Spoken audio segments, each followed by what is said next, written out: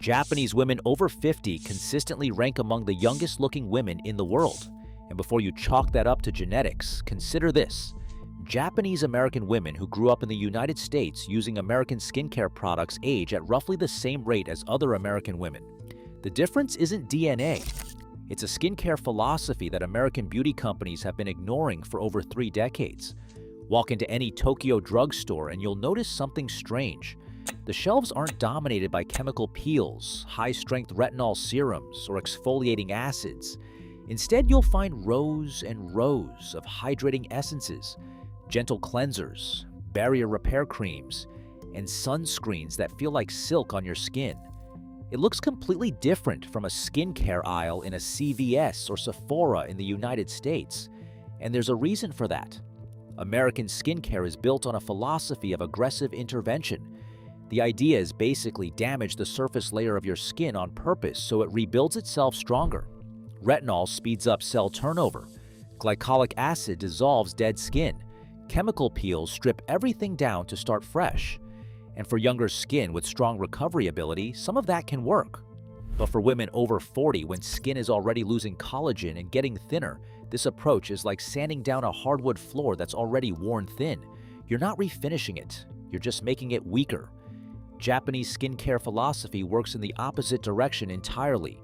Instead of tearing down and rebuilding, the focus in Japanese dermatology clinics and cosmetic laboratories is on protecting what you already have. Strengthen the skin barrier, keep moisture locked in through multiple thin, hydrating layers, and above all, prevent UV damage before it happens, because Japanese researchers figured out decades ago that roughly 80% of visible facial aging comes from sun exposure, not from time itself. That last point is worth sitting with for a second. 80%, not wrinkles from laughing too much, not gravity, sunlight. And Japanese women treat sunscreen the way Americans treat moisturizer. It's non-negotiable. Every single day, rain or shine, winter or summer. Japanese sunscreen formulations use UV filters that the US Food and Drug Administration still hasn't approved. Filters that have been safely used across Asia and Europe for over 20 years. If you've ever tried a Japanese sunscreen, you know the texture difference instantly. It doesn't feel like you smeared toothpaste on your face, which is why Japanese women actually wear it consistently. But the philosophy isn't the only advantage. Japanese cosmetic regulations are genuinely stricter than what we have in the United States. Japan restricted formaldehyde-releasing preservatives in cosmetics years before the United States even opened a formal review on them. Several coal tar dyes that are still permitted in American beauty products have been banned in Japanese cosmetics for decades. The Japanese Ministry of Health evaluates cosmetic ingredients through a different regulatory framework than the FDA uses, one that requires safety data before a product hits the shelf, rather than waiting for consumer complaints after the fact. None of this means you need to throw out everything in your bathroom cabinet and replace it with Japanese imports. That's not the point. The point is that the underlying principles work, and you can apply them no matter what products you use. Principle 1. Put your skin barrier first. Before you add any active ingredient to your routine, ask whether your skin barrier is healthy. If your face feels tight after washing, if it stings when you apply products, if you see redness and flaking, your barrier is compromised. No retinol serum is going to help skin that can't hold itself together. A simple ceramide-rich moisturizer applied to a damp face does more for aging skin than the most expensive acid treatment applied to a damaged barrier. Principle 2.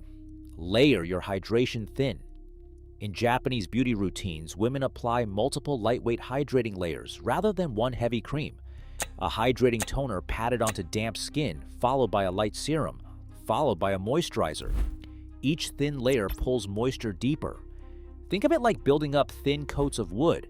Finish versus slapping on one thick coat that just sits on the surface and slides off. Principle 3. Treat sunscreen like it's the most important product you own, because it is. Not just on beach days, not just in summer. Every morning that you leave your house, a broad-spectrum sunscreen goes on your face after your moisturizer. Japanese women apply sunscreen to their hands, their necks, and their décolletage as part of their daily morning skincare routine.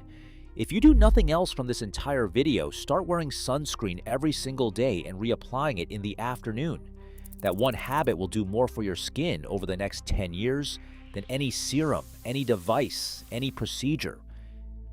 Japan didn't discover some exotic secret. They just figured out the basics 30 years before we did, and then they stuck with them. Protection over correction, prevention over intervention. And honestly, the simplicity of it is what makes it so frustrating, because this information has been available the entire time. If you found this helpful, subscribe. I cover the ingredients and products that actually matter every week. No sponsorships, no affiliate links, just the research. Now, knowing that your skin barrier is the foundation of everything, you probably want to understand which specific ingredients strengthen it and which ones quietly destroy it. That video is right here.